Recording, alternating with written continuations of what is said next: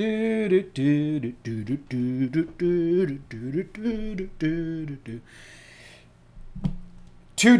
is July 29th, and the Yankees just salvaged a 4-game set. They bottomed out in Boston, but got it together for Game 4, which really changes the vibe of this podcast. Let's do it. Let's talk about it. Let's talk Yanks.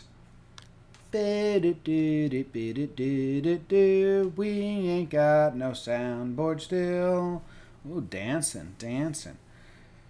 What's up, everybody? Thank you for click and play, hanging out with us today as we recap the series that was. My name's John Boy. I'm coming to you from New Jersey, and I got my co-host Jake wearing a high school lacrosse penny. Close. Track, baby. Wow, field and track. Track and field, a lot of people call it, but field and track. I think we're gonna get a couple embarrassing stories later. I've got a couple track stories, but they didn't even make the cut, so that'll be for another ep. But yeah, your life. I mean, one embarrassing story a day. You think? I'd say I'm less shy with my embarrassing stories. I put myself in situations where there's more embarrassing stories, and I am an embarrassing story. And my name's Jake Story. How about that? Welcome to Talking Yanks.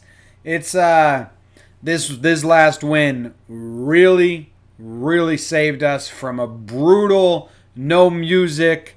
It would have been the first no music episode of the season. Yeah, we're good, guys. We bottomed out, and we got to talk about it. There's a lot of problems. Jake and I both hit kind of like hot take points where we were texting each other things that we won't tweet because you put them on Twitter and then people fucking go everything's like, you can't have a flippant thought on Twitter. And it's like, oh, that's your thought forever and always, and that's what you think forever. It's like, oh no, man, I just kind of like had a moment. Can't do that online.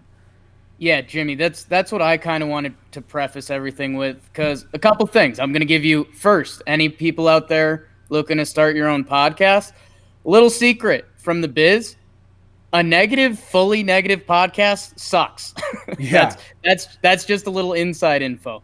Number two, if we say something nice during this episode, which I think we will, that doesn't mean we're downplaying the bad stuff. Yes, the starting pitching is a nightmare. Yeah. And I hope help is on the way, and I think it will be by the next time we talk. By the way, call in any of voicemails. We're doing our voicemail up a little early tomorrow.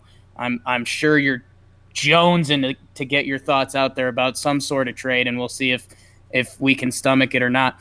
But just because if we say something nice this episode doesn't mean we acknowledge how bad things were with the starting pitching and where we're at with that. So that's my little opening spiel. Jim, if you want that or you want to go somewhere else, please. No, I mean, that's good. Yeah. No, I mean, I'll say whatever on the podcast because people don't like screenshot it and hold it, like text it like 2 weeks later. I thought you said this. And it's like, well, I did in the moment. But anyway, yeah, I went to some dark places during this series. I think every Yankee fan did. And we'll see. We'll see how it comes. They do end up going, 3-4 on the road trip, which against a road trip against two of the top teams in the AL. But you want to beat them. In what seemed like a bottoming out moment. And we talked about it, man. The Red Sox are always a multiplier. And yeah, it sucks. It sucks we lost 3 out of 4. Thank God we salvaged the last one. And the thing that sucked the most, Jim, was the first 3 looked like some of the worst baseball we played this year, and we weren't in the games. It just completely sucked. Non-compete. This episode of Talking Yanks is brought to you by James Willard. James Willard. That's a nice name. Ryan Thayer.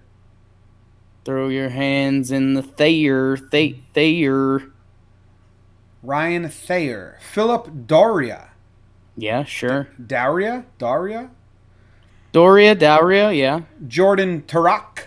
Turok. I think we've got another Turok, so we're just collecting the Turok family at this point. Oh no, we're collecting Jordans. We got another Jordan right below. Jordan Aragon. Double Jordans, nice. Both sound Aragon, like they could strong. be. Those both sound like they could be Game of Thrones, like House of Turok, House of Aragon. Well, Jim, not to lose you completely, but Aragon, I mean, that actually makes you think of Lord of the Rings and No, no, his no, no, role no, throughout the no, no, no, process. no. Oh, Don't make the sponsored segment boring. okay. Next up, Dylan Pryor. Dylan Pryor. What's up? Oh, look at this. JJ Miller. Do you know what JJ stands for? Would you look at this? Jordan, I'm John guessing. and Jake. I think it's Jordan. And then Justin D. Julianelle. Damn. We're rolling J's this episode, baby. Oh, yeah. Maybe that's why we're so chill, brah. Jake, John Boy, James, Jordan, Justin D. Julianelle. Who are these people again, Jim? These are most recent Patreon sponsors. $2 a month, patreon.com/TalkinYanks. Get you a chance to win 2 jerseys each month, one via raffle, one via contest, where the content's currently in place. You also get live access. You can be in the chat and talk with us live. Carl, Ski, Triton, Pelletier, they're all here. KP's here. Video access, so you can see the sweet track penny that Jake's wearing. And you just help us out immensely, and we appreciate it. Let's talk about this series, Jake. I know that we have 4 burns to get through, which is brutal. Kinda. I don't really want to recap the first 3 games like as games in the slightest, because we do have bigger conversations to talk about with trades looming and all that stuff. But there's some things we have to talk about. So let's just. Well, Cameron Maben came back. Cameron Maben came off the IL. Yes, correct. Pat myself on the back because I said that was probably going to happen.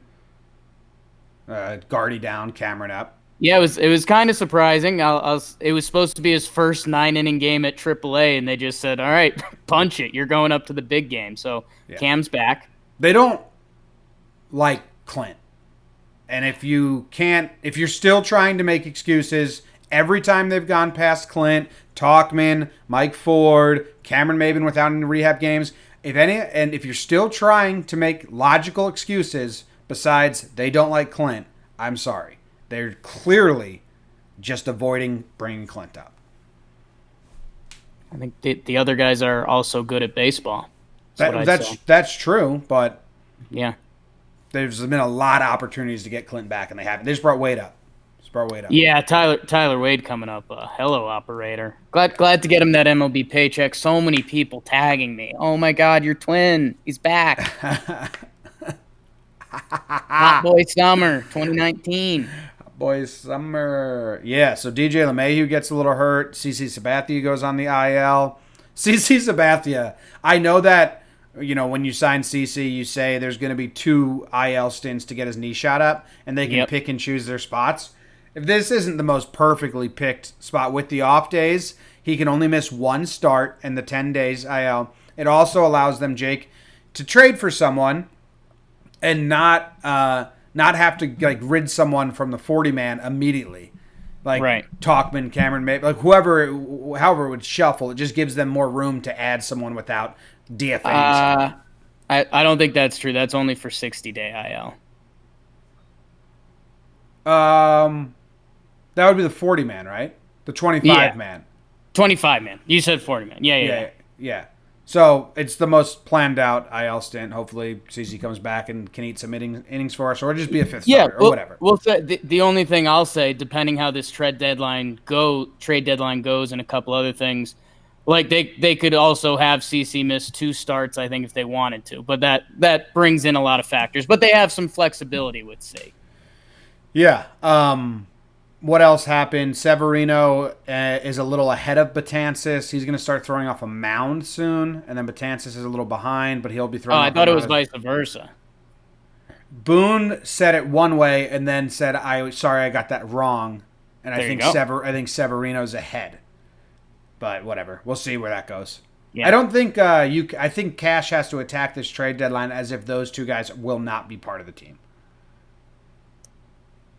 I think he's approaching the deadline without thinking that either of those guys can be a starter. I'll say that. Okay. That's fair. Yeah. That's fair. So that's kind of some injury update stuff. DJ LeMahieu's scary, but they think he'll be fine. And they think Gardner will be back really soon. which Yep. makes a tough decision on Talkman and Maben that I don't think's tough. I think Talkman will just go down. One guy's got options, the other doesn't. Yep. All right, let's get into game one. Are you ready? Yeah, what do you think? We'll do some kind of burn stuff, and then we'll do like, are we gonna do a little trade line, like a 2 to 5 minute just trade deadline thoughts? Yeah, we can get some out there as we go. Okay, we'll get through the series first. Yeah, this is going to be a blast. Here we Okay. go. Strap in. Game one. Yanks versus Red Sox. Time to bury Boston. On your mark. Get set. Burn. So Jim, what a mess.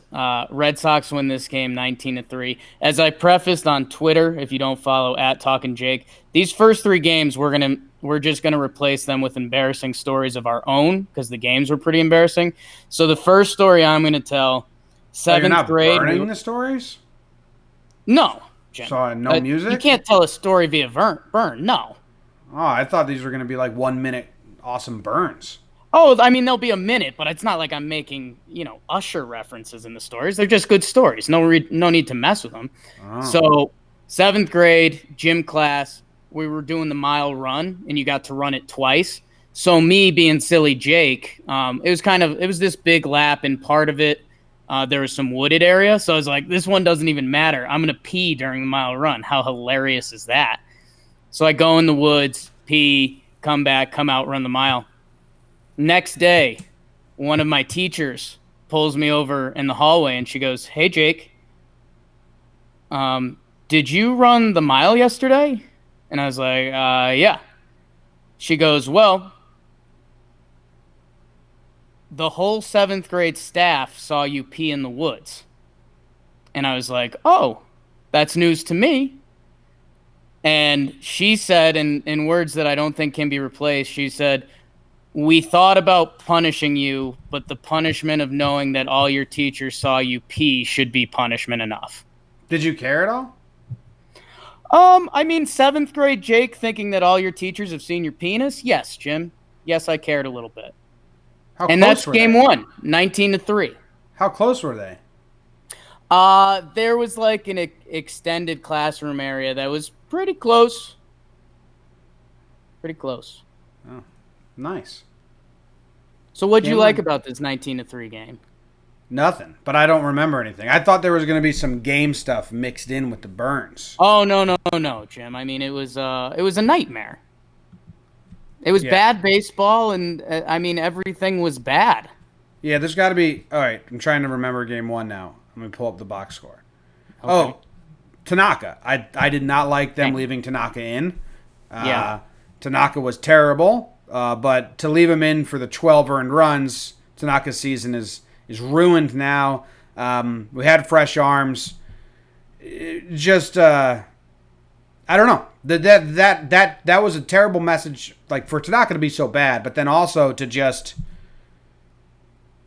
leave Tanaka in to die and then leave the game to die. I thought that was brutal, and like I think that kind of set the mindset for the next couple of days.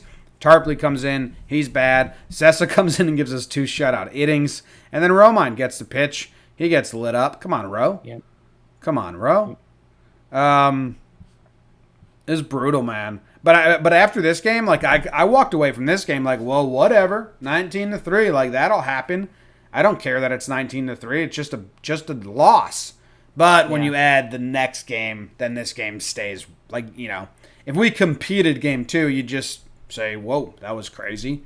Can't even really put any stock into game 1 because it was so bad. But then game 2 is like same shit. Like, damn it, this blows. Yeah, I mean, Tank got left out there to fall on the sword. They were nervous about their bullpen usage all series. I think they ended up using more of their bullpen than they expected in Minnesota because obviously they were getting lit up. So there were some nerves there. Romine comes back in, like you said. Yeah, I mean, the Yankees came back. That Boston puts up a 7 spot in the first, and all the Larry haters were coming out, and you and I talked about this. Tanaka hung an 0-2 pitch to Jackie Bradley Jr. that if he gets Jackie Bradley Jr. out, 0-2 pitch, it could have been a 3-run inning. Instead, he slaps one down the line. That's a 5 spot. You're back to the top of the order. Mookie doubles. He had quite the little series. But yeah, it's a 7 spot in the first. And then Jim, top 2, the Yankees actually put a rally together. They score 2 and have the bases loaded for Judge. He flies out to right center.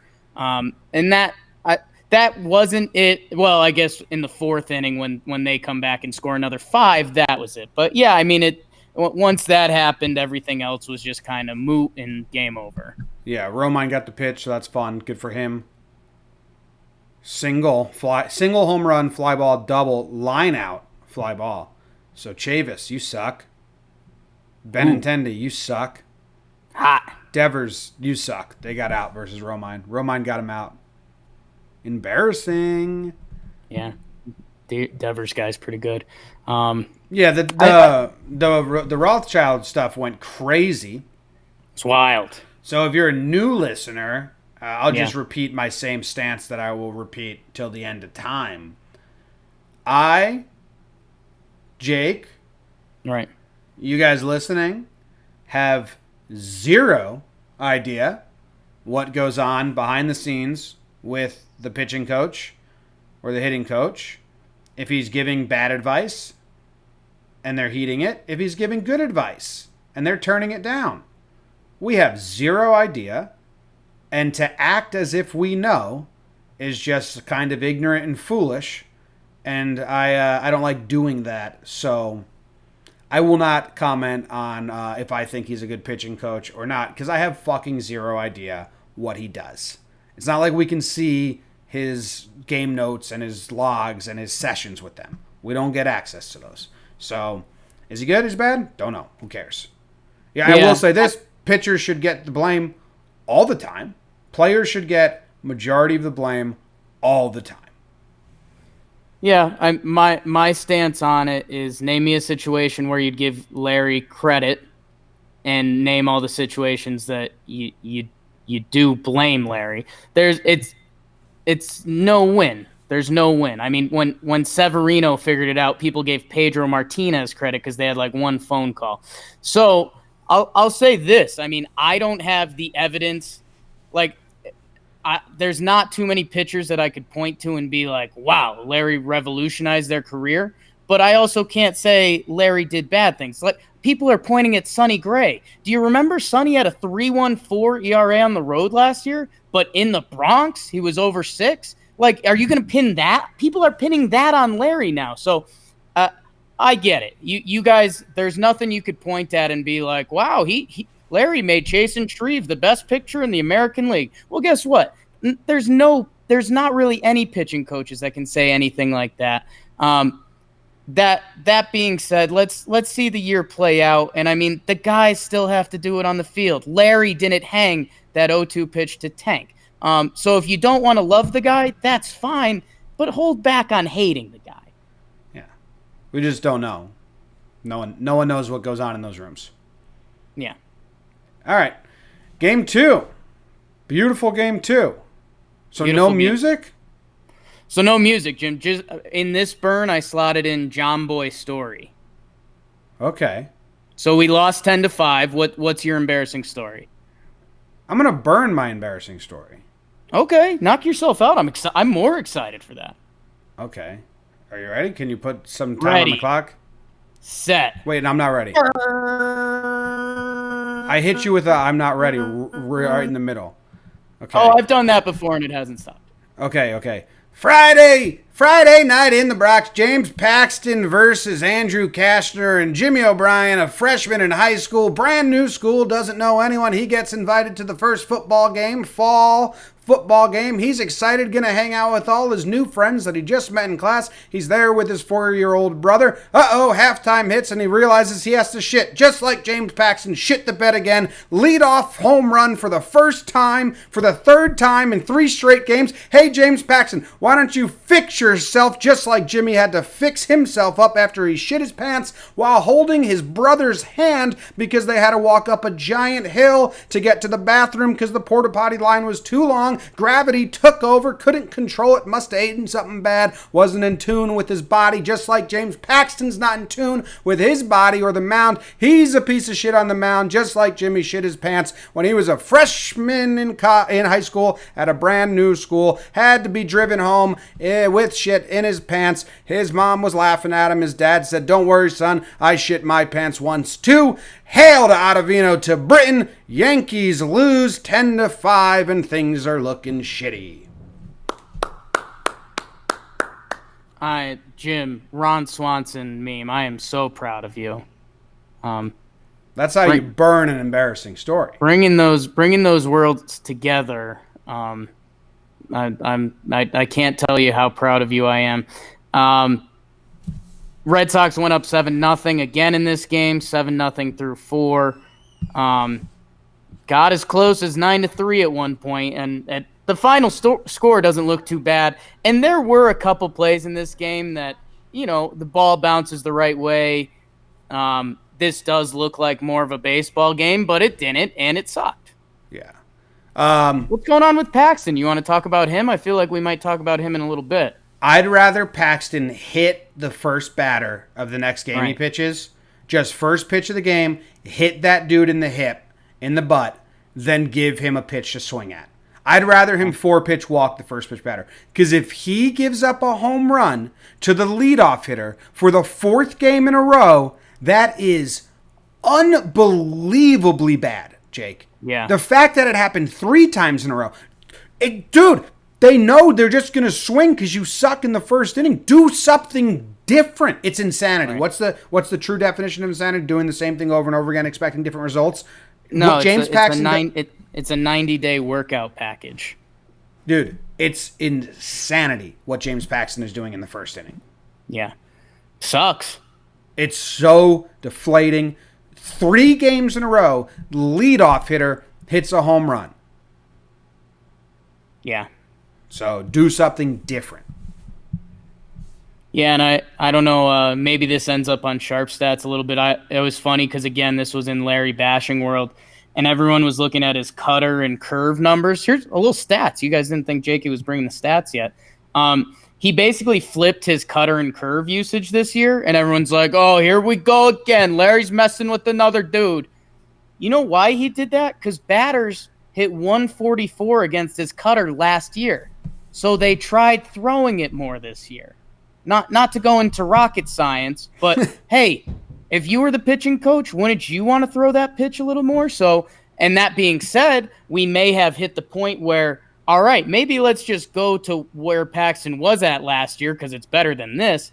But yeah, man, I don't know. It's crazy frustrating. It's unbelievable. I mean, when you're not surprised when someone gives up a home run to start the game, that's bad. Hot takes only. It's bad. Hot takes only. And then Cashner shutting us down. The offense, dude, Cashner was throwing like 87-mile-per-hour slider and 87-mile-per-hour changeup high in the zone, and they were just swinging through it. Cashner, good for you. You pitched well, and your line looks good. So it's hard because you have to give credit, but also like Yankees batters were going down so easy.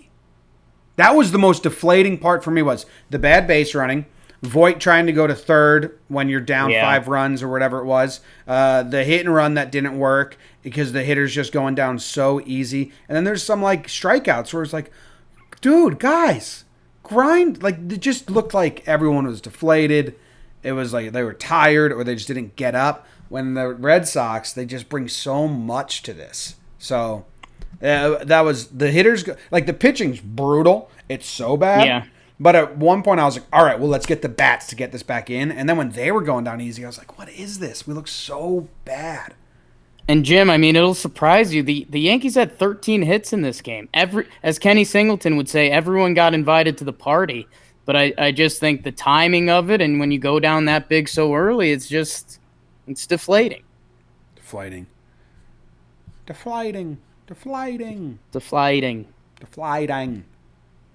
All right, you ready for game 3? I think so. So Jim, again, I can't give you enough kudos for that burn of your embarrassing story. I guess I could try. So in my head, this joke worked. Like I would just say the game so subtly and then tell my embarrassing story, like just getting the game out of the way. But I loved what you did, man. That was awesome. Yeah, what I did was what I thought you were doing. I think you Well, should give it a try.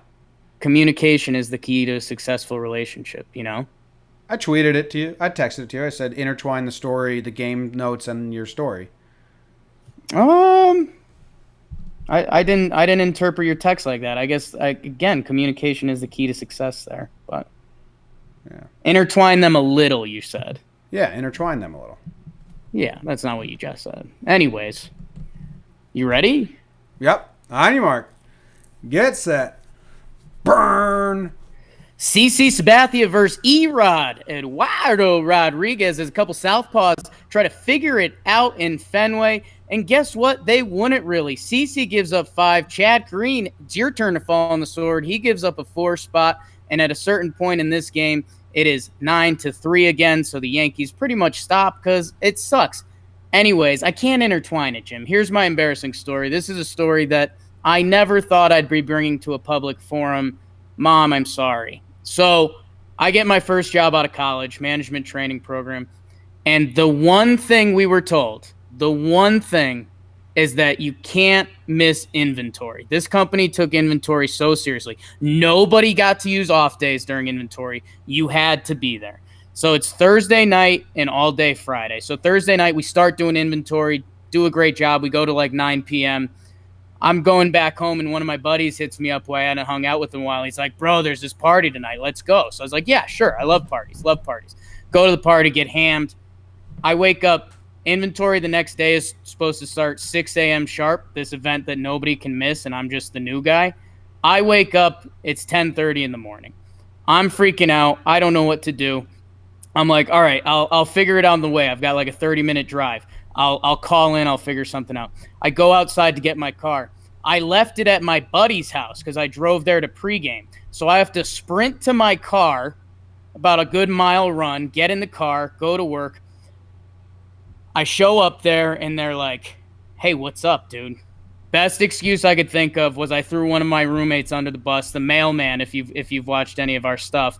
I told him that he was in a fight with his girlfriend and he was kind of a troublemaker and he stole my car to go try to win her back last night.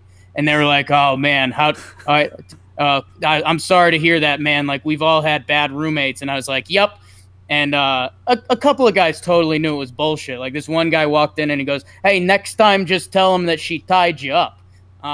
But, yeah, I thought my whole career was over, and here I am today. So Here you are today. I remember that. another bad game. Totally threw Nick under the bus. Threw him under the bus hard. But, I mean, he had no skin in the game. Maybe you wanted to get a job at your company. Yeah, that was definitely out the window. Yeah. CC looked good for a little and then bad. And then I really disliked the way they used Chad Green. 2 1/3 innings. Just left him out to die. You have an off day on Monday. You have a pen that's pretty rested. The game wasn't even like out of hand at that point at all. It was 5-3. It was 5-3, and Chad had thrown a good amount of bullets. And yeah, so to recap it a little more, it's a 5-3 game. Chad had come and saved CC at the end of the last inning. I was thinking they were going to go to Canely right there, just because he hadn't really been used. And like this was the first moment of the series that it felt like we were in a game in this series. So I thought they'd at least go Tommy there, get a couple outs, and see if they could get the Yankees to rally so they could use their good guys in the bullpen. They stayed with Chad, which I also understand because Chad had been pretty solid. But when it went south, it went so far south and they did nothing. Chad Green ends up giving up a 4 spot in 2.1. They sent him out the next inning. I laughed. I thought I almost made a joke tweet about that. So again, they played so scared about their bullpen usage, especially when Monday coming up was an off day. And I mean, I do get it. They've been getting worked, but at the same time, guys, like, I don't know. This was your first chance in 2.5 games to stay competitive, and you chose not to. And that's just a terrible feeling. yeah, it just felt like Didn't. Now, see, part of me knows that the urgency is more on the Red Sox. So, like, this feels like bigger games for them because they are bigger games for the Red Sox because they're 10 games out. But if the Yanks came out, Jake, for throats, I would have liked it. And it just seemed top to bottom they didn't. Glaber made another error that's like, dude, Glaber, come on. Judge looks lost. And they might be tired from the trip. Minnesota might have took a lot out of them. But it just maybe this happens against any team in this moment, but the fact that it's the Red Sox, the fact that there was a big chance to do like crazy damage to the standings, and we don't, it just felt like I was like, fuck. This really reminds me of last year. Yeah, and that's the other overlying thing, and it kind of sucks, but this series was a regular season road series for the Yankees. They were gonna mix in rest days for guys. They were going to be somewhat conservative about their bullpen to save it for the rest of the season. They weren't going to empty the tank just because of one off day. Meanwhile, the Red Sox were genuinely basically fighting for their season. If the Yankees did something ugly to them, I mean, there's a chance they could have sold like a part or two. I don't think they go full fire sale, but I think they'd consider doing something like that. And they come out and they're firmly in it, and they'll be participating the rest of the way. Yeah. Yep. All right. You want to go to game 4? Good one. Do you have a burn for this one? Yeah, I have a burn for this one. All right. Here we go. Last and final game of the series. Will they get swept? Boy, I hope not. On your mark, get set, burn. The first final game of the 4-game set, Domingo in Fenway as the Yanks try to take some wind out of the Red Sox's Chris Sale as they go for the sweep. Zeros until top 3. They didn't even know. Austin Romine, 446 feet. Hello, operator. 2-0 Yanks. Top 4, Didi says, I'll have what he's having. 2-run gopher ball of his own. 4-0 Yanks. A Benny bomb made it fortitude before Cash God's depth flexes on him, Jim. Urshelo ribby double. Here's my number, so Cameron Maben, welcome back, friend. RBI single. Jackie Bradley throws the Yankees a bone, literally, with a whoopsie daisy. Mays is late for the Sox, but the relievers somewhat hold. Don't even care at this point. Herman to the limping version of the Four Horsemen. Canely to Vino to Britton to Chapman. Yanks win 9-6 final. Heyo! And still, the bullpen was like rather bad. But yes. Like, all right, get that out of the way then. In a win. Just don't call. That's when Chappie was giving up runs. I was like, just get 3 outs before 5 runs, my dude, or 4, whatever it was, 5 or 4. I was like, I don't care if you give up 3. Just need you to get the W and then like get this out of your system. Everyone's getting it out of your system. It was flush. It was flush weekend. We're flushing it out of the system. I didn't even panic when those 2 runs scored with Chapman tonight. It's like just 1 more out. I don't care about this. Everyone's looking shaky, but a nice win. Gio's unreal. I know I gave him the Just a Guy award, and his July numbers have been almost better than his May numbers, Jake. He had a little June swoon, but his July numbers are crazy good. He's slapping the ball hard as hell. I thought Fenway, we've been watching games at Fenway for our entire lives, obviously. I thought like all of Fenway's quirks came out in this 4-game set. Oh yeah. Sometimes you'll play a series there and none of them come out. I thought like maybe the monster. But like that triangle in center on Gio's shot or Cameron Maben's shot, Benintendi hitting that home run versus CeCe, pesky pole, like all of Fenway's quirk just seemed to shine. Then that 4 o'clock start when any ball by the warning track, like Benny and Tauchman just couldn't catch because the sun was shining and they were scared of the wall and they're like were like blinded by the light or whatever was going on. It was like weird baseball. Yeah, and Jim, you kind of walked me into this, and it's been on my mind, so I'll try to keep it high and tight. But, man, I think these teams are so specialized at this point for their stadiums that I think home field is just huge. Like, yes, obviously the starting pitching was terrible, but Voit, Didi, Judge all hit balls that Urshela, Maben all hit balls that would be homers at Yankee Stadium that weren't at Fenway because they have a giant right field. At Yankee Stadium, you have the short porch and a giant left field. And both teams, I mean, Aaron Judge has been trying to go right field all year. Luke Voit is special when he's going right field. Didi, all of his career home runs are to right field. Luckily, he muscled one out in this game off Sale. First home run Sales given up to a lefty in 2017. I got stats, KT Sharp. Come get it, girl. But, yeah, I just think both of these teams, because they play 81 games at their stadiums, I mean, from this part, it's not rocket scientists, are built for their stadiums. And I just think, you know, watching Judge drive balls to right center field, it's kind of brutal at Fenway. And it's funny when you start thinking about guys' careers and what they look like elsewhere. But that's just kind of a little Yankees Red Sox spiel, and me trying to calm myself down after the first 3 losses. Yeah, needed this though. I was happy with Didi. Would have had 2 home runs at the stadium. Yep. He was hitting the ball hard. Cameron Maben's shot to dead center was a shot, which is a great sign for Maben coming back. And they get to Sale again. Sale's now made 3 starts versus the Yankees in 2019, and I think 4 earned runs or more every start.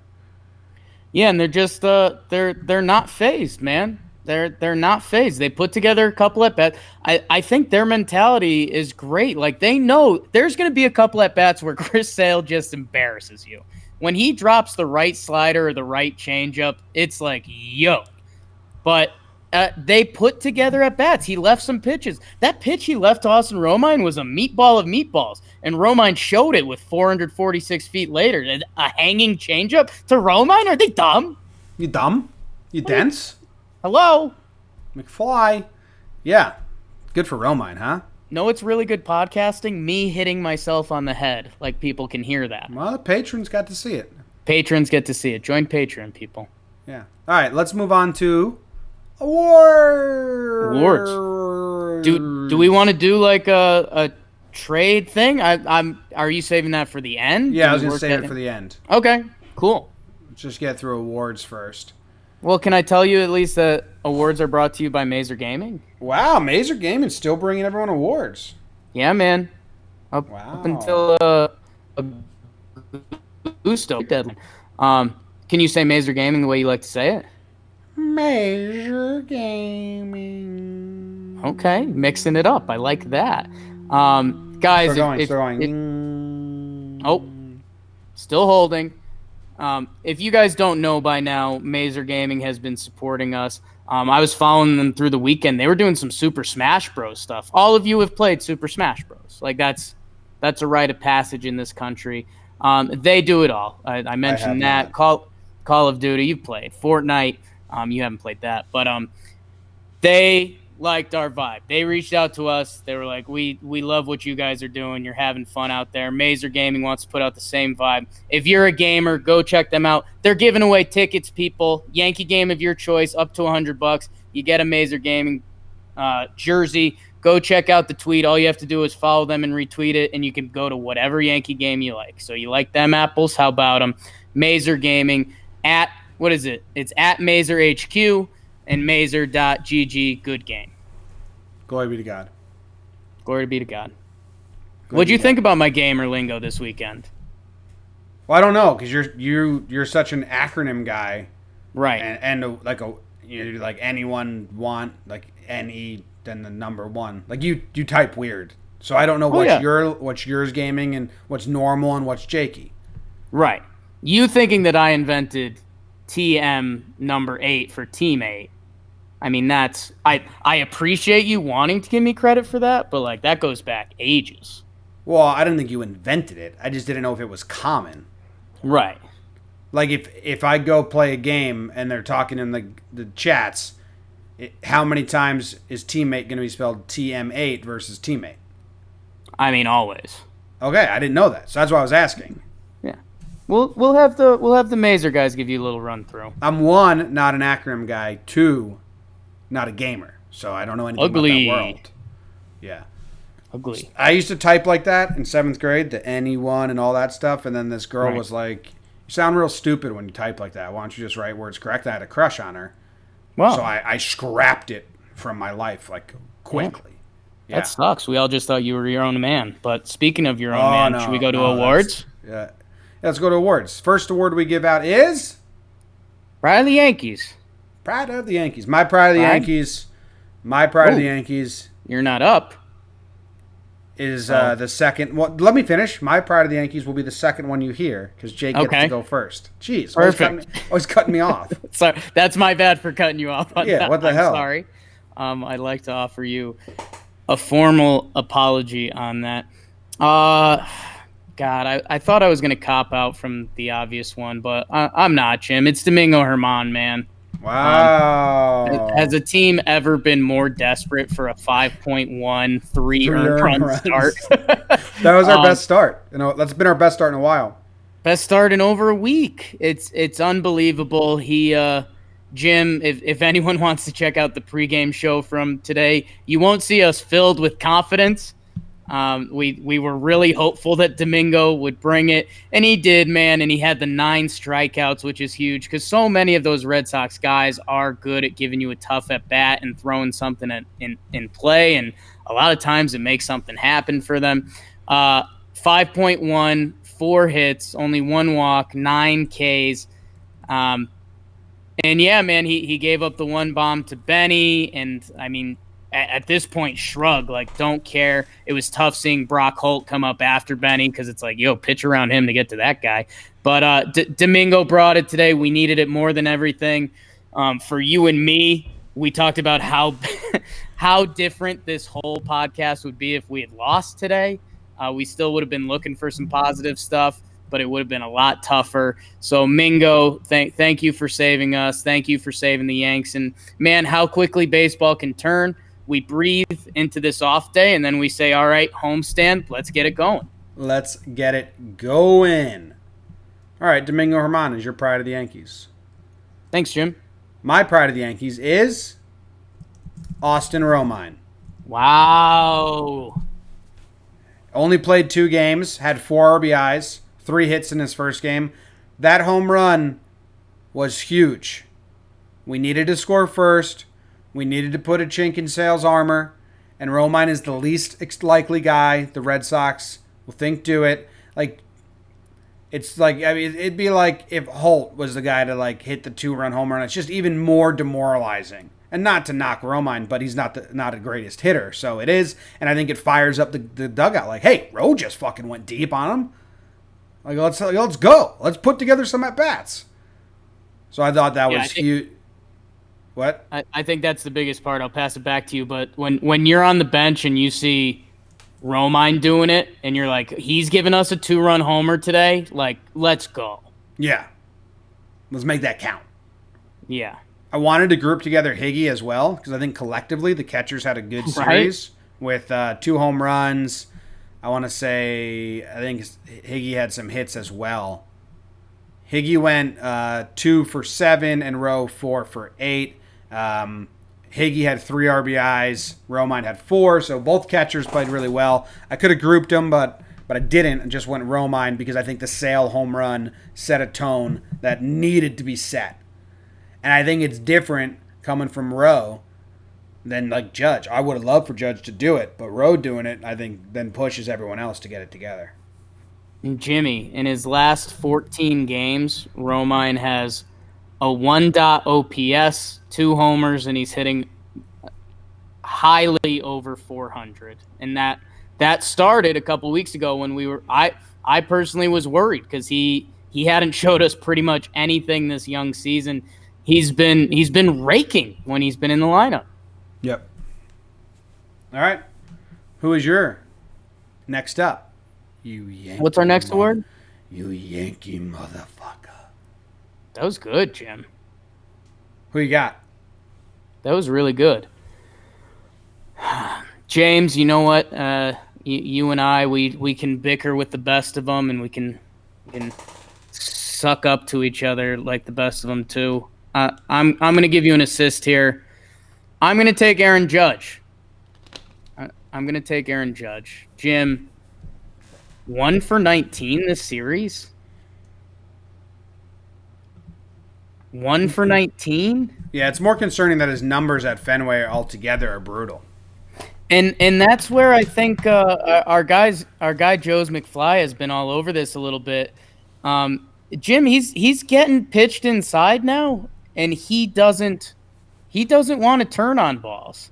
And again, this kind of goes back to what I'm saying. Judge is so special at flipping one 400 to right field, and at Yankee Stadium, if you miss and you only hit it 375, you're still going to get a couple. But at Fenway, that's kind of a bad approach, man. I don't think it's by choice. Beltran told us he would not be healthy till next year. He got an oblique thing. I think he's purposely not fully turning on balls because he's injured. And I mean, there's absolutely a chance of that. But I mean, we still, I think an episode or two ago, we gave him credit for turning on a ball and hitting it into the gap in left center. So he can still do it to a degree. And I mean, even if you have to cheat on a pitch inside a little bit to make it easier on yourself, maybe do that. Because, Jim, it was tough seeing our guy up there series, especially in this series when all those Red Sox names felt like they had a great series. Frickin' Mookie with the 3-homer game. We conveniently skipped that. Every time JD Martinez was up, every time Devers was up, every time Bogarts was up, every time Benny was up, he got going this series. It just felt like you saw those Red Sox guys and you knew they were going to do something. And in a series that we were really looking for something out of our guys, there was a couple big Judge at-bats where you didn't feel right with having him up there. So this is a little bit of tough love. He still has been really solid, really good on the season. Not solid, good. But it was a tough series, man. So I'm giving it to him, and I'm kind of just excited to see you give this other guy the MFer, to be honest. Oh, you think you know who it's going to? I mean, if it's not, I'm going to be genuinely, vigorously mad at you. I don't know who you're... I think it's not who you want it to be. Well, that's just super disappointing for how you've been acting about it. Okay, my Yankee motherfucker is Masahiro Tanaka. Oh, we're so disappointed in you. I mean, as the Talking Yanks Nation, we are so disappointed in you. Listen, Paxton sucks right now, and I genuinely don't like him right now, and I have no expectations when he pitches right now. I didn't think he was going to give us a game. I mean, before the pregame show of Game 2, I was like, there's no way. So, Tanaka's a big game pitcher. Tanaka's supposed to set the pace. Like, Paxton, he sucks. Like, whatever. But Tanaka was worse for me. 12 earned runs, just nothing going. He's the guy that was supposed to set the pace, the tone, be a stopper. Like, he's the guy. I still think Tanaka's part of the future of this team and the playoffs. Paxton's up in the air right now. Like, Tanaka doesn't have to prove that he's a playoff pitcher in my brain. So this was disappointing that he just completely flunked the dunk here. I'm so mad at Paxton, I wouldn't even, like give him the motherfucker. Right, like if we had an award called the Yankee Motherfucker, you'd think you'd give that to the guy that you're crazy mad at. No, because I have no expectations of him right now. Yeah, I mean, we still got some of the results I was looking for out of this, so I'm not fully disappointed with you, but I mean, your Yankee MFer, I know this because I'm your good friend, is James Paxton. Yeah, but that's like forever. Tanaka's the false front over the front of the No, red. Tanaka was more upsetting. Okay. Tanaka was more upsetting because I like Tanaka and he hurt me. Yeah. I'm so over Paxton right now. I know you are. I'm so over. I mean, he can win me over, don't get me wrong. Yeah. And put together 4 good starts. But, dude, everything about his... Like, I'm a huge body language guy.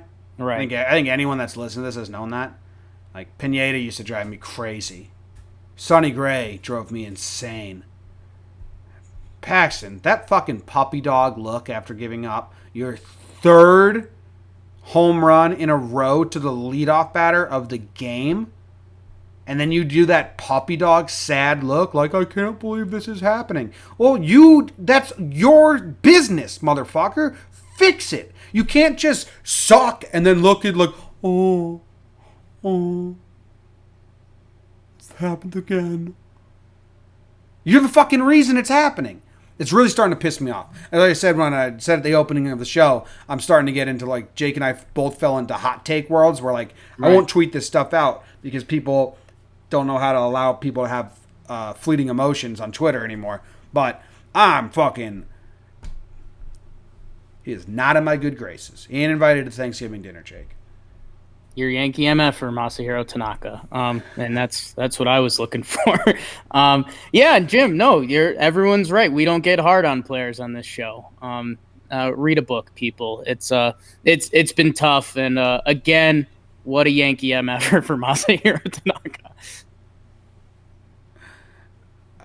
We have something in the chat that confused me. Triton said, "Now wait a minute. Didn't John Boy just say we don't know what happens between players?" Now looking at body language, I don't see the connection there. Yeah, I think that's just a miscommunication. Yeah, we don't know what happens between players and coaches behind closed doors. Yeah. I know what I can interpret a guy's body language as. That's up to my interpretation. Yeah. I like that. Yeah. Anyway, regular old awards. Award. What is your first award? Man, my first award is the 2017 Aaron Hicks Award. Wow. This is huge. It's a big one. I know it's Common going award. to. I know it's going to.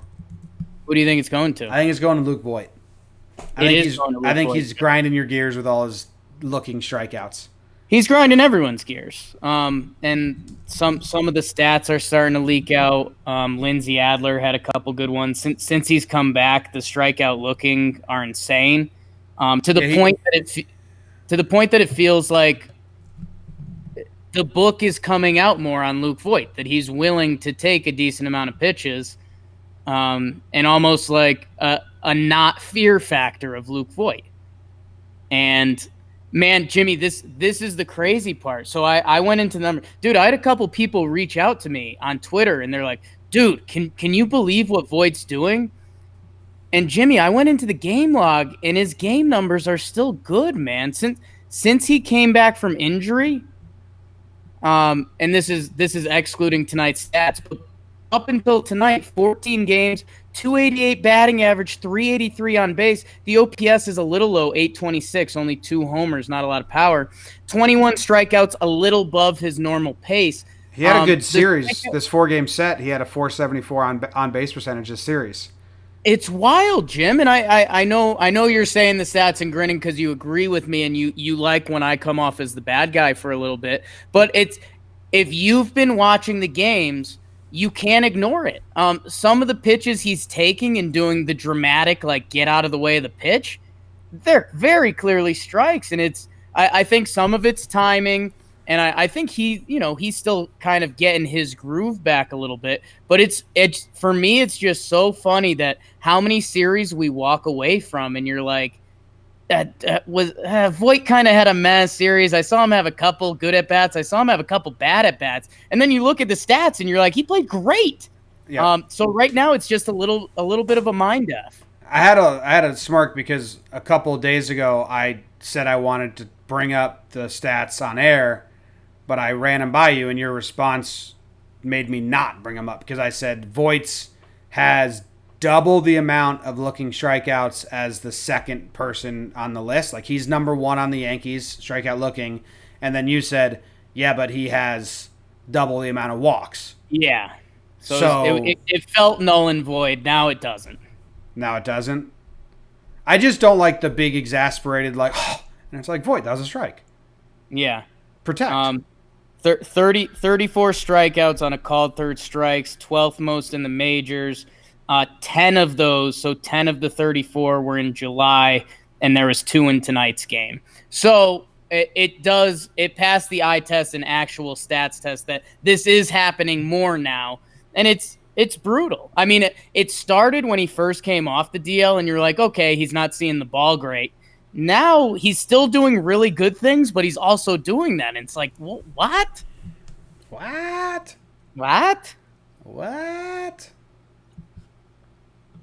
So I very much appreciate that Voigt's doing good things, and right now maybe it really is just a mind twister, but we're all seeing it. If you're watching the games, we're all seeing it. So I don't know. I don't know, Luke. Still love you, dude. Wow, you do? Yeah. Okay. My first award is the Mr. Cotter Award. Mr. Cotter, Yeah. welcome home. Oh, Cameron wow. Maben. So close. Welcome Got it. back, welcome back, welcome back. Cameron Maben ends up with like going 3 for 6 in the 2 games he played. Home run in any other ballpark besides Fenway, a 420 shot. Did get picked off, didn't like that. Made some plays on defense, smiling, laughing. Moved over from second to third, then scored on the pass ball. Brought speed to the table. We haven't had that in a little bit. Welcome back, Cameron Maben.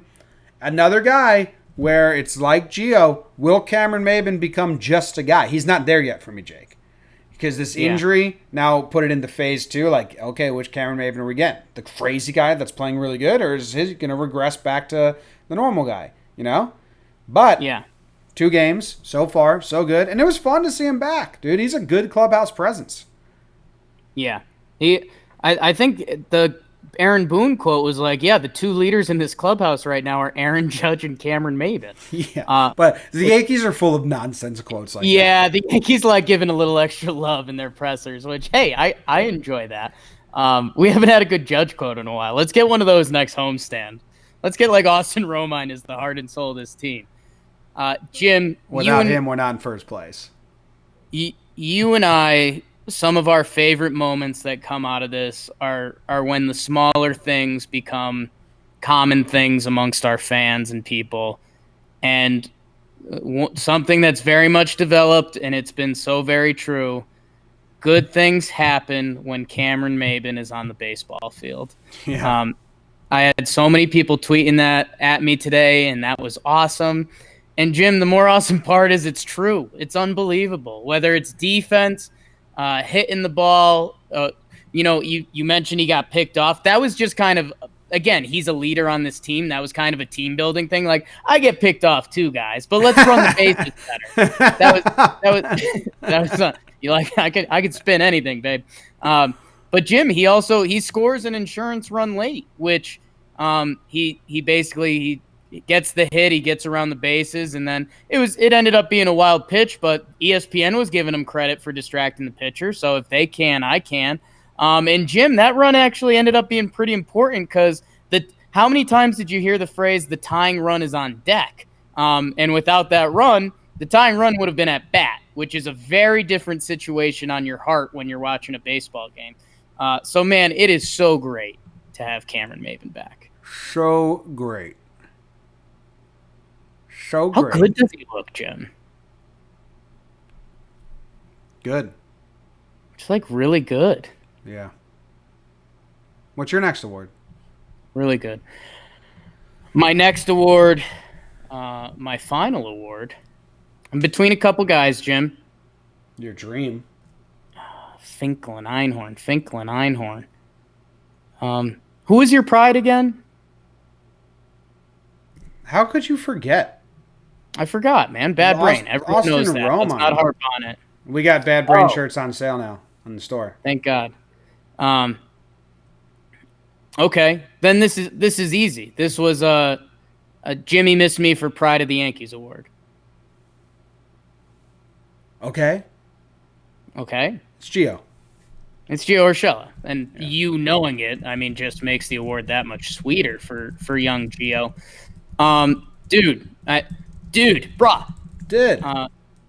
We did the Talking Yanks pregame show on Saturday, and we didn't know that LeMahieu was hurt. It's its own podcast now. Go subscribe to it. Check it out before every single game. It's like on the iTunes app. So if you're wondering how to watch our pregame shows, they'll be on there, which is pretty cool. Anyways, Jim, so at first we didn't know LeMahieu was hurt, and you and I did kind of a back and forth. I was like, Urshela's going to play. He's a part of this team. And you're like, yeah, but LeMahieu's the MVP. He needs to be in there today. Turned out he was hurt. Jim, he's a part of this team. However, like it will not end. He will be here till the end. It's starting to sound like an 80s love song or something. But, dude, he's so good. I had some people come out. He had the one error tonight at third. Or, no, it wasn't even ruled an error. It was ruled a hit. He's so good over there. And, Jim, he's raking. Like, if you were a Boston fan this series, you're walking away going, Jesus, that fucking Gio Urshela guy. Who the fuck is that? And it's like, whoa, Boston fans, stop cursing on our podcast, dude. Like this, please leave. Kids listen to this. So I don't know, man. You know I have an affinity for center field and third base. Again, another one of my phrases that gets repeated too much on this. It's not like a fluke with the bat. It's not a fluke anywhere. He's good. He's good. He's good. He's God. He's good. He's God. He's a okay.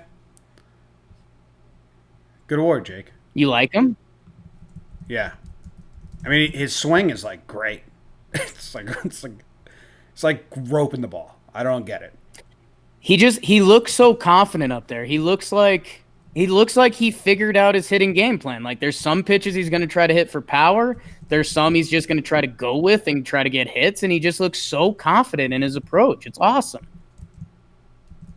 Okay. And can you just tell the people quick that he's really good at defense? Yeah. Well, yeah. Like if you still can't come to grips with that, we're sorry. Yeah. Makes error from time to time. Makes a lot of plays other guys can't. Yes. Same with Glaber. Anyway, my last and final award is the Thief. The Thief Award. The Thief. Oh yes, there's a thief in the building. Do you have any guesses? The Thief Award goes to Tommy Kahnle. No, it doesn't. Wrong. Yeah, he's cool though. Who's the Thief Award? The Thief Award goes to one of the only pitchers to pitch multiple innings and not give up any runs nor scare us. Okay. And he's stolen all the powers from the rest of the pitchers, and he's using them for himself. And I want him to stop. He's a thief. He's a thief. It goes to Luis Cessa. Rui. He's like the only pitcher that didn't get in trouble this series. Yeah. And it's like, hey, dude, if I could trade you going back to being bad and everyone else back to being good, it like makes it better. So please give everyone back their powers. In Luis Cessa's last 7 games, he's pitched 19 innings, Jake, to a 0.95 ERA. Don't fall for it, guys. I fell for it in spring training. Jim, trade deadline. Other teams are listening to our podcast, dude. Oh, dude, Cessa might be pitching himself into a trade like Shreve. He looks great. If I was those Diamondbacks and I knew Luis Cessa was out there, I'd punch it, babe. He's found something. Oh, Cleveland, he's cost controlled. Man, imagine what he could be there. In his last 19 innings, these are the teams he's faced: Tampa Bay Rays, Houston Astros, Boston Red Sox, Tampa Bay Rays, Minnesota Twins, Boston Red Sox. What do all those teams have in common? Being good at baseball. What did Luis Cessa do? 19 innings pitched, 2 earned runs, 0.95 ERA. Why don't you trade for him? You're Cleveland. You need help in that bullpen. How about you get a guy that shuts down all of the playoff teams and just give us a starting pitcher already? And we promise he won't steal all your team's powers, and then you guys are shit, but you have Luis Cessa. Damn. Yeah, I was about to poo-poo you both pretty bad because, I mean, his 2 innings, we already had a 16 spot on the board for the Red Sox. But yeah. With those other stats, man, good for Rui, and I hope he enjoys his next stop. All right, that ends the awards. Where are we at? An hour and 4 minutes. Hour and 4. First, I mean, who do we didn't really mention Didi. Didi's still hot. Yeah, no, we're done with that. Let's do trade talk. Stroman goes. All right, trade talk. Stroman goes from the Blue Jays to the Mets. Yes. And I think now they're going to try and trade Syndergaard. So they're doing the whole like get rid of pieces while still being a contender. I don't know. In a smaller sample size, it's like when the Yankees traded away Chapman and Miller, but got Clippard, who was good at the time, and he was good for the rest of 2016. So Stroman's off the board. Yeah. This is the conversation. I don't have a single. I don't think that's real. I thought that was Sweeney fucking around. I don't think so. I don't think Sweeney really messes around like that on his. Then if Brody said that, it had to be very tongue-in-cheek, self-mocking, because he already has like said they came and got us. Maybe I shouldn't talk so much. So I think it's very tongue-in-cheek. If you had to guess one guy to do it, but go on. Anyway, Sweeney replied and said it was a joke. Yeah, there's no way that was a real quote. Thanks, Sweeney. Thanks, Sweeney. Good joke. I don't know if you're allowed to do that, Sweeney, to be honest, because you're an official reporter. Right. But here's my thing on trades. I don't have a single prospect I would not move. I don't have a single prospect I would not move, besides maybe like Jason the Martian, but he's 16, and I don't really think he's an option to be moved anyway. No. So, other than that, in 2017, they were playing with fool's gold. They made some trades, and it was like, we got to make trades for people that will stay. Like, Sonny was supposed to be part of this team now. Like, that didn't work out. We still have Canely, Todd, and D-Rob. Todd and D-Rob were good for the time we had them.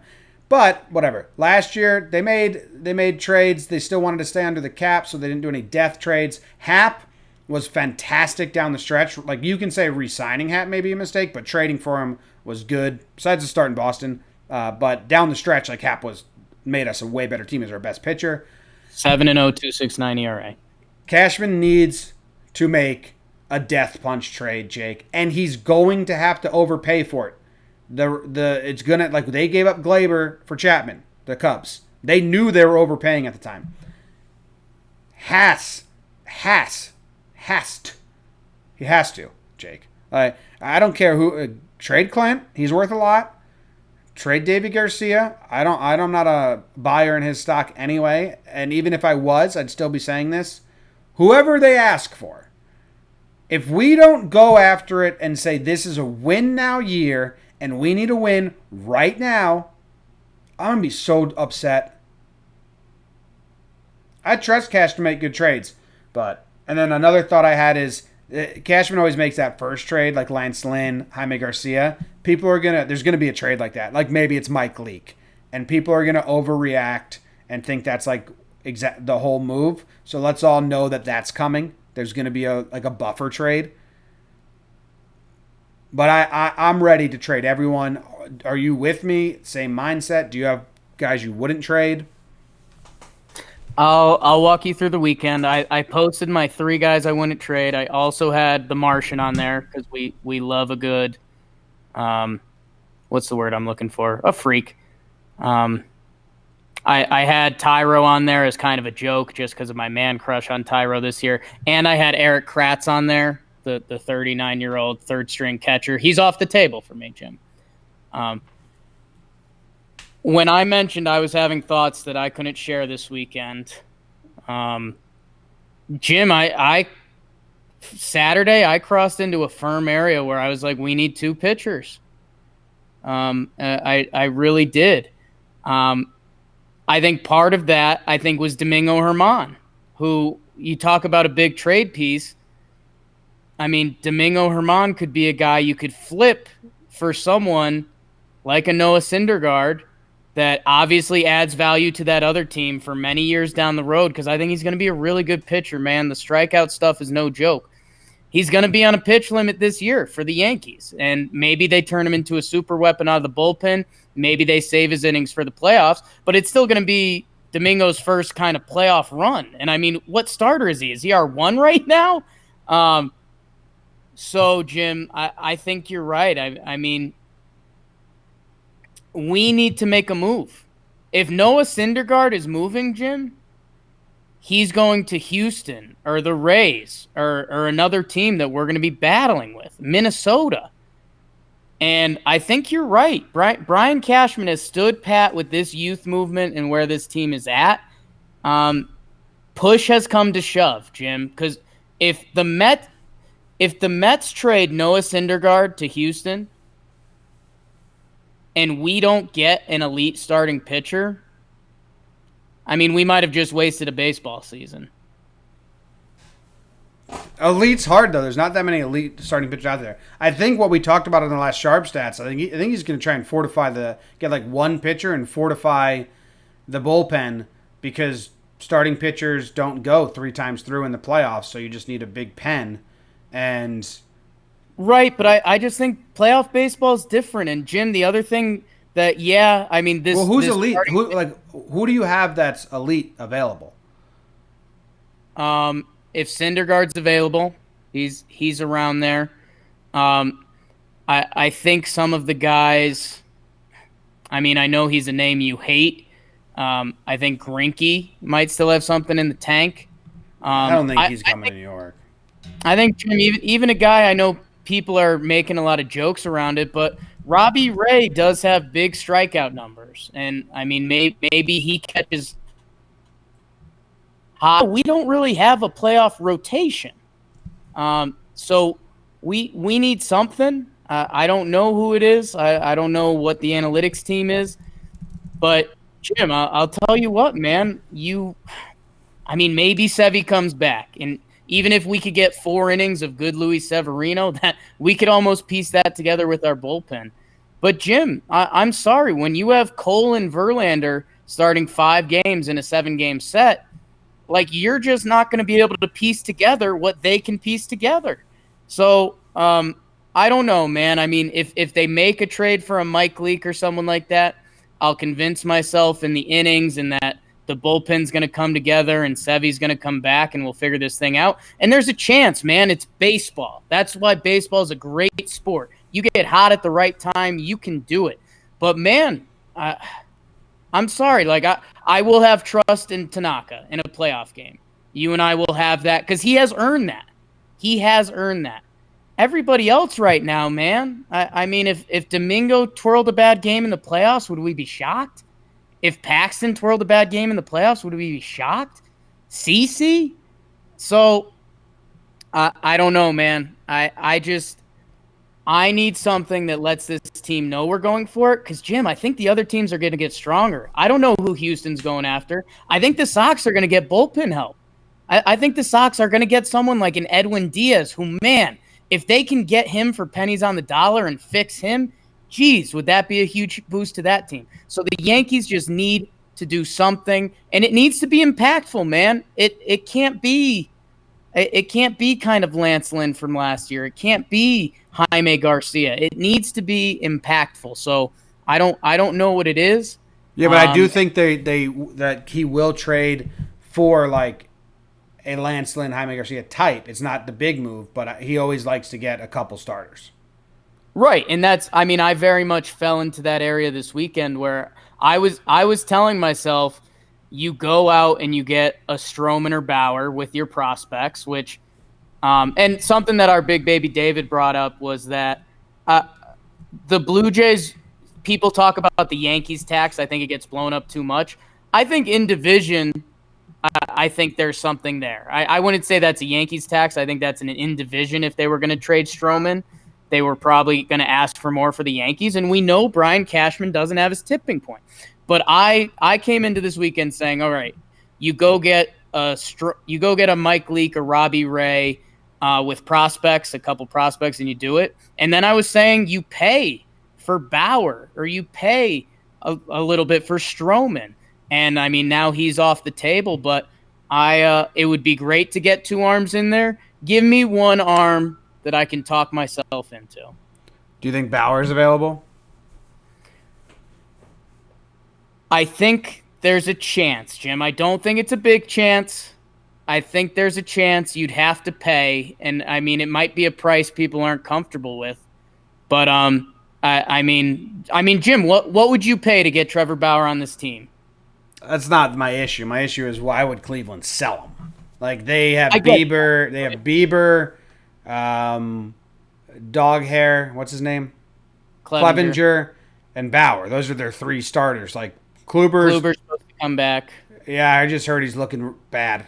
His like miles per hour is like way down, and Carrasco's not coming back. So if they trade Bauer, they're punting on the season, and they're 2 games out. Right. I mean, they have to manage things a little differently, money wise, et cetera, and trying to get value to kind of keep this thing going. I don't know, man. I could see a world. I mean, especially if the Astros made a big move and the Indians are looking at the teams ahead of them like, hey, we're not going to be able to take down Houston no matter what we do. I don't know. There could be some long-term thinking there. Like you, I'm not fully bought into it. Could I see a world where it happens? Yes, but you'd have to pay. So I don't know. I like what you said though. I mean, it's time. I don't want to look back in 2 years and a couple things go the wrong way, or a player finds a hole in his swing, or someone doesn't age well, and we're like, damn, this team was so good. We just never made the big move. And as you and I have talked about on Talking Baseball, go check it out. All of the last World Series winning teams all had big acquisitions at the deadline. And I think it's part of the Dodgers' problem, too. The Dodgers went out, got Yu Darvish at the deadline. They ran into – he got lit up, and the Astros killed it with Verlander. And then this name always makes me laugh now, but the Dodgers went out and got Ryan Madsen for their bullpen needs, and he had one of the worst playoff performances I've ever seen out of anyone, where meanwhile the Red Sox were getting Steve Pearce winning the MVP, and they had Evaldi do magical things. So the Yankees need to make an impactful move. Yep. I think that Cash will. We'll just have to wait and see. And I'm sick of people saying, like, why is he waiting so long? It's like, well, if you're a team that has a player to sell, why would you not wait till the very last second to see who comes with a better deal? Like, I'm sure Cash would love to get a trade done. But why, if you're selling, would you pull the trigger early? Yeah. So, there's that. We'll see how it goes. Jake and I are on call. Whenever a trade happens, we'll pick up the mics and talk about it and come to you. Thanks for hanging out with us. Thanks for listening. Voicemail episode on Tuesday. We are recording early on Monday, so by the time you're listening to this, we probably you're too late to call in. But call in for the next one, and we appreciate it. Jake, last words? Go Yankees, Syndergaard, and Mike Minor. Boom. Go Yanks. Tell him, Grams. Syndergaard. I don't think that's a possibility at all. Yeah. I don't know. Constantly tell myself that if you were a GM, wouldn't you just try to get the best players you wanted back in a trade? Yeah. But the Mets haven't operated like that. If the Mets would have done that, they'd have Domingo Germán in their rotation right now. And maybe they learned from that. They probably won't. Yeah. Syndergaard's got a lot of years left, right? Like 3 more years of arbitration.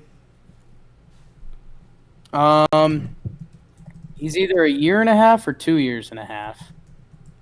I think it's 2 years on top of this one. Syndergaard. Anybody in the chat? Yeah, we got some people hanging out. He's got We got people in the chat. What's that? I was asking the people in the chat what they got. KP's happy that Roman won Pride of the Yankees. Yeah? Carl is saying he might not be able to catch the live recording. I think not that early, midday is probably the plan. Talking Baseball at 10 a.m. Eastern Time, and then probably that. Oh, I think I'm going on a show at... No. I'm not. Talking Baseball, or Talking Yanks, like, after that. So, probably around noon, I think. Earliest free agent for Syndergaard says 2022 on Baseball Reference. Yeah, so 2.5 years. 2 more years after this year. Um,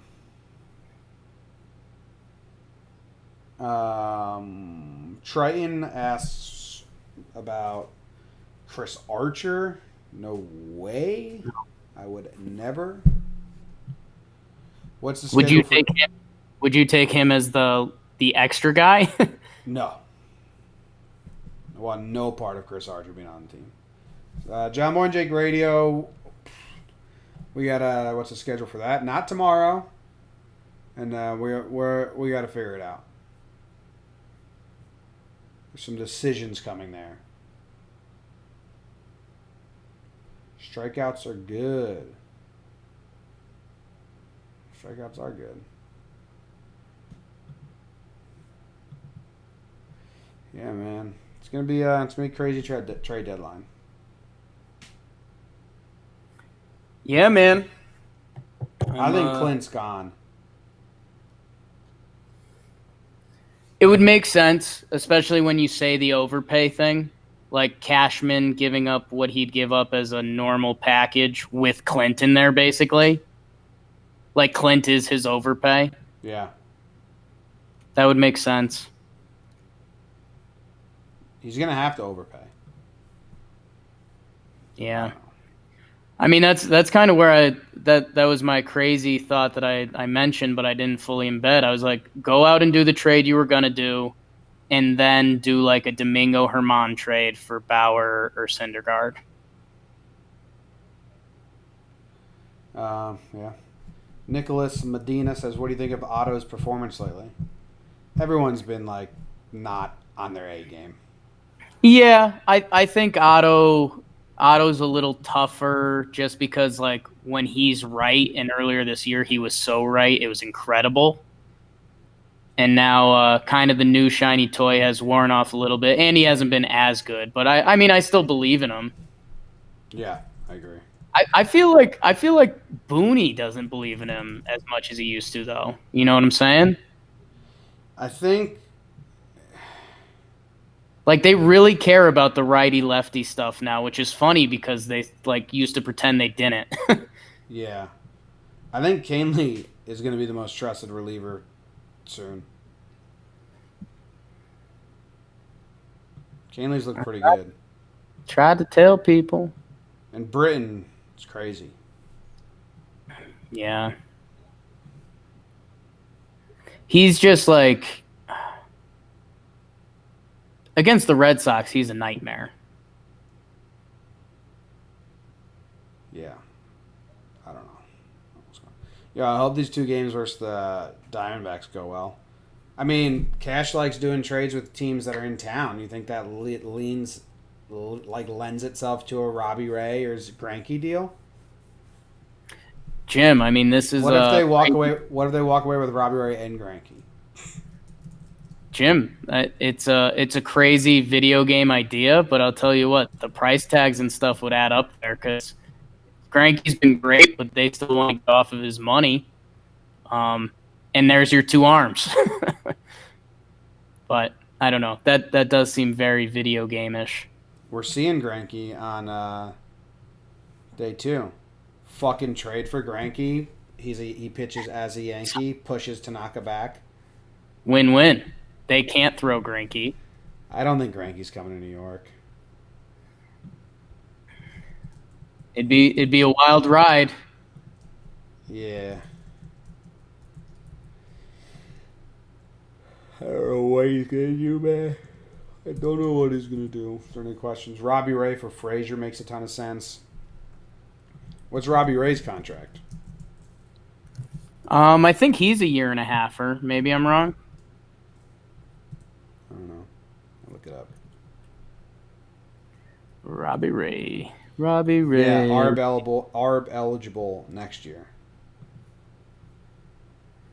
He's a vegetarian. So yeah, his earliest free agency is 2021. So year and a half, right?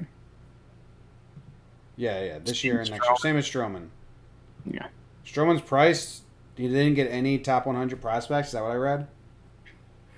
Yeah, I think it depends what thing you're looking at. Yeah,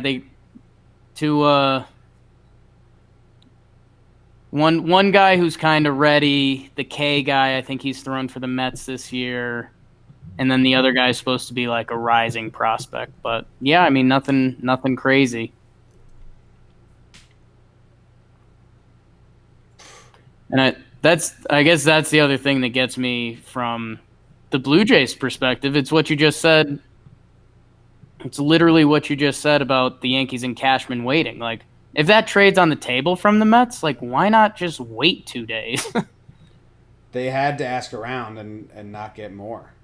Which, I mean, that's the optimist in me saying, wow, Cash has other plans because he could have got Stroman. Right. But that's just me being optimistic. And that's the crazy part of all this, that you just never know. Like, what if the Jays' most relied upon scout is like, you need these 2 guys from the Mets? Like, that could literally be it. No idea. No other. All right, I got to get to editing. 12:40 in the AM. Thanks for hanging out with us, guys. See you later.